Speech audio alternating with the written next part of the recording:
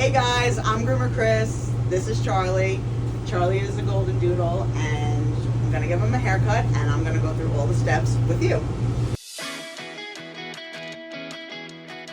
So before the bath, I always brush out their ears and their tail, especially if it's like a long-haired, floppy-eared dog or a big bushy-tailed dog, because that's usually the #1 spot that gets matted.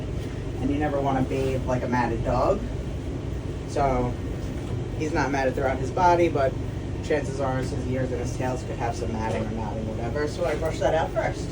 And then to cut his nails, nail clipper. His nails are fairly short, but if you come in, you can actually see like where his vein is. Yeah, so see how this nail kind of curves down a little bit? You know, you need to like cut the tip off, and then see that little black dot right there? That's the vein. So as soon as you hit that is when they start bleeding. So if I was to go any further than what I just did, he would start bleeding. And it hurts, so you don't want to do that. So when we're doing nails, we always go a little bit at a time, you know, to make sure that we're not causing any bleeding. It happens though. I mean, you know, it's inevitable, especially on dogs with black nails, because you can't see the quick all the time, you know, it's hard to see. But his nails are pretty short. He gets walked off then. He's very hyper, so he's constantly running. So yeah, he's pretty good. And we go back in with a grinder. It's a nail grinder, so you can see the top is kind of beveled. Excuse me. So when I'm grinding his nails, I put it on and it like spins very quickly. And then when you go into his nail like this, it's making it round. So when the dog jumps up on you, he's not scratching you. So it's like made to make it automatically rounded out. Which is pretty cool. Most dogs don't like this. He's actually really good. He lets me do anything. But this is the part that's usually the fight. So we can't always get their nails grinded down because they don't like it. So, you know, sometimes it's better just for us to forfeit than to push them to do it if they really don't like it. So then we go on to cleaning ears. So this is the ear cleaner that we use. It's special made. It's an antimicrobial, antifungal, and there's also a drying agent inside of it. So if there's water that gets into his ears, it helps to dry it out. So pretty much what we do, we just put a little bit on a cotton ball just to get a little bit of moisture, and then just go into his ear and get out as much crud as you can. You don't really want to like dig, because obviously you don't want to hurt them, and the skin on the inside of the ear is very thin. So like you don't want to be like digging the nails into it or anything like that. Some dogs do have excessive like hair in their ears, so sometimes we have to pluck it. That's really the owner's decision though. You know, sometimes it can actually cause infections. So we leave that to the owner's discretion. But he doesn't have to have his ears plugged. So that's good. And then what I always do is I always go in with extra cotton balls and plug his ears before the bath, just to try to prevent any kind of water going into his ears during the bath, because any kind of like excess moisture can lead to ear infections. So we try to prevent as much water as possible. I mean, listen, it's inevitable. He's a dog. Trying to keep water out of their ears is next to impossible, so we do our best. And that's pretty much it for before bath. So then, let's get into the bathtub. So these baths are equipped with something called a Bathing Beauty, or a recirculating system, or a super sudsor, or whatever you want to call it. Pretty much what it is it's making a bubble bath for the dog. So we fill the tub up, you know, a little bit, and add shampoo into it. And then we have a separate hose that's just the bathing system. So it just recirculates soapy water. So it pretty much just makes a super sudsy, foamy bath party for the dog. This helps activate the shampoo, agitating it and introducing air into it. It's getting all that chemical reaction starting before you actually get the soap on the dog, which is good, because we want to be able to get all that dirt and oil broken down. So then go through the whole dog and really spray him down. Get your fingers nice in there, making sure you get it down to the skin. So when I'm doing their muzzles like this, I always go through with a comb or a brush like this, just because they usually have like food particles stuck. That's usually where they get crispy, crunchy. So I always go through with a brush, just making sure that I'm brushing out any residual leftovers that may have not made it. And then I go through his eyes with a flea comb. So it's a flea comb because that's what they use to brush through dogs to make sure that there's no flea dust or anything. But I use one of these combs because it's very fine tooth, so I can go into the corner of his eyes and just brush out any eye goobers that he may have left behind, like that. Just get out like the fine little stuff. Just making sure that they're nice and clean. That's usually the one spot that, you know, the dogs usually don't like cleaned, and the owners always say, oh, how can I keep that clean? You know, flea comb, it'll cost you $1. So these are special towels that I personally use all the time. I love these things. I'm obsessed. So these are absorber towels, and the reason that I use these is because it just sucks the water out of the dog. So one of the biggest issues that we have in mobile grooming, like the biggest thing that we battle, is humidity.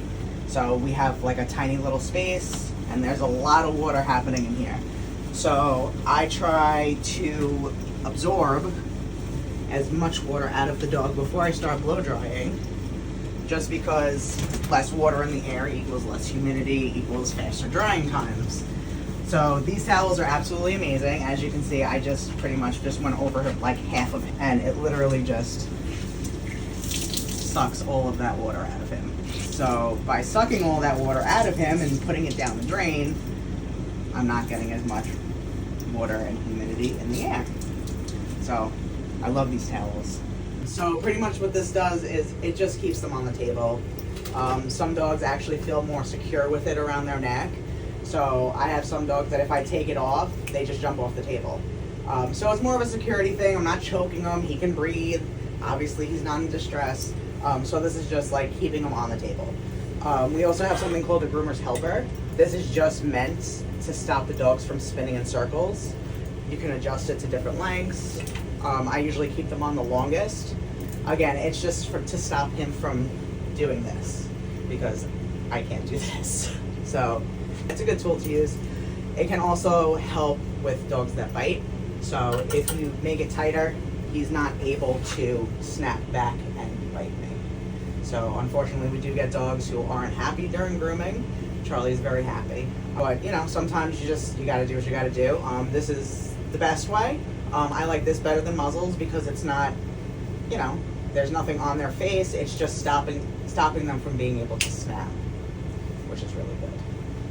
So, but Charlie usually doesn't need anything because he's perfect. Right? This is a finishing spray that we use, multi-purpose. It is used for finishing spray like scissoring sprays. It's used for an anti-static spray, but it's also used for like a quick dry. So it has like it's kind of like a leave-in conditioner kind of deal. So you spray it into the coat, make sure that it gets, you know, down to the hair follicle. And it just speeds up drying time because it like encases all the hairs and whatever science stuff it does, it makes it dry faster. So it smells really good. Being this truck, I have two different dryers. I have something called a force dryer, which has different nozzles on it. I can change out the nozzles. So this is like a real force dryer. This is good for doodle coats. It's like, it really blows hard. Not hard to hurt them, but it's forceful. And then they have a different one. It's called a water blade, which is nice also. I use this for more of the straight-haired dogs. But it's not as powerful. This is also good for the face. They don't seem to mind it in their face. They don't like this in their face because it's very powerful, so we try not to use this. If I can use this, great. If they don't like that, then we just go for open air, which is just like, you know, a fan blowing in your face pretty much. And then this dryer, it's a less powerful dryer. I just pretty much keep it here to keep blowing on the dog to help speed up dry time. So I put cotton balls in to stop water from going into his ears during the bath. I did pretty good. They're not that wet, which is good. As you can see, they're like slightly moist. So that was good. But what I always do is I change out those cotton balls and put in new cotton balls, so that if there is any extra moisture in there, it'll absorb it. But the cotton balls also act as sound mufflers.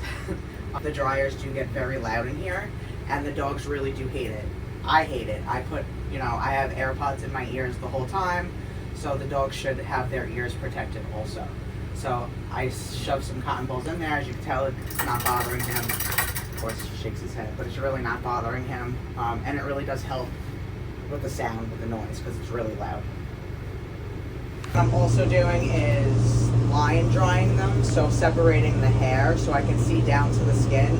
So I'm checking for like fleas, ticks, any kind of like skin allergies that I can see, any cuts, anything, any kind of skin abnormality I'm able to see while I'm blow drying.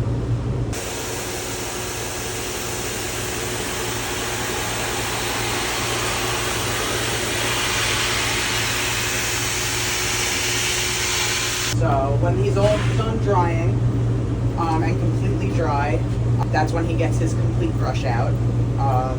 I go back to my finishing spray. I give him a very light mist, not to re-wet the coat, but to put a little bit of moisture in it. It just really helps brush out the coat. If you're brushing your dog at home, you should definitely get some kind of a conditioning finishing spray. It just really helps brush them out. If there's any knots or anything, it'll help get through them.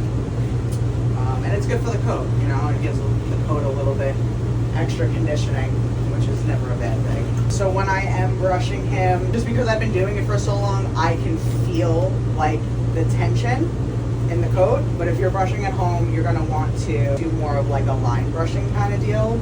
So what that is that you push the coat up, and then little by little, you brush down. So you're making sure that you're getting through the entire coat every inch by inch, and you're making sure that everything is brushed out. There's no tangles, there's no extra undercoat, because the undercoat, all of this stuff, is what creates matting. So this stays at the base, it gets covered in dog dander, dirt, whatever, and then it kind of creates like a glue substance, and that's what forms the mats underneath the skin. So you want to make sure that you're getting all that undercoat out. It also helps the skin breathe better, lets the air flow down to the skin, which is always good. And yeah, so we're just going to brush him through, make sure that we have no knots, no tangles. He's pretty good. He gets groomed on a regular basis. His parents keep him short just for maintenance purposes. I mean, everyone likes a fluffy doodle, but sometimes it's not maintainable, so you'd rather keep them short than have to shave them, because you can grow them fluffy, but it comes to a point where it's really hard to maintain, and then unfortunately we have to shave them if they become too matted. We don't like doing, no groomer enjoys shaving a dog, but most groomers are usually safety and comfort over vanity. So shaving doesn't really look good, but it's definitely the best thing to do for your dog's health if he is matted. But as you can see, Charlie's not matted at all. He just needs a really good brush through. His parents keep up with him. Whenever you're brushing, be super careful around the eyes. They're super sensitive. The brushes that I use a few different brushes. This is my go-to. It is specifically made for groomers, obviously. It is a high-end brush. Very expensive, but it does the job, and it's my go-to. It touches every dog, and I love it. I also have something similar. The teeth are a little different. This is a dematting brush, so like if Charlie did have a mat in his tail, it would just help pull it right out. So it's haircut time. So this is a clipper. So on the clipper there's a blade, and then on top of the blade we put, it's called a guard comb. So there's a bunch of different guard combs. We have a whole collection of guard combs, and they come in all different sizes. So like this is considered pretty long, this is like medium, and this is like super short. So you could see the difference in the lengths. So what this is that the length from here to here that's how long the hair is going to be that's left on his body. So if you use a shorter one, that's the length that's going to be used on his body. Most mobile groomers use a clipper vac. I recommend it for any groomer. So what it is, it's just a vacuum that clips onto your clipper. So it's sucking all of the hair that you're cutting off the dog instead of it going into the air and breathing it in. There is something called groomer's lung. Unfortunately, a lot of older groomers do get it just from breathing hair in for all the years. So this is, you know, a fairly new invention, which is nice. And it just really helps, you know, keep it cleaner in here, keep my lungs healthier, and keep his lungs healthier too, because if I'm breathing it, he's breathing it. So it helps, and it makes giving a haircut much easier. So you'll be able to see that it sucks up the hair. So as I'm giving him a haircut, you can see that it is sucking the hair as I'm going down.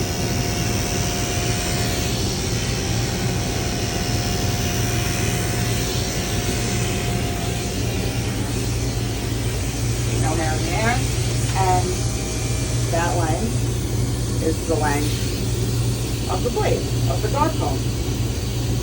Yeah. So we have to shave all of the hair out of the paw pads, all of this hair in here.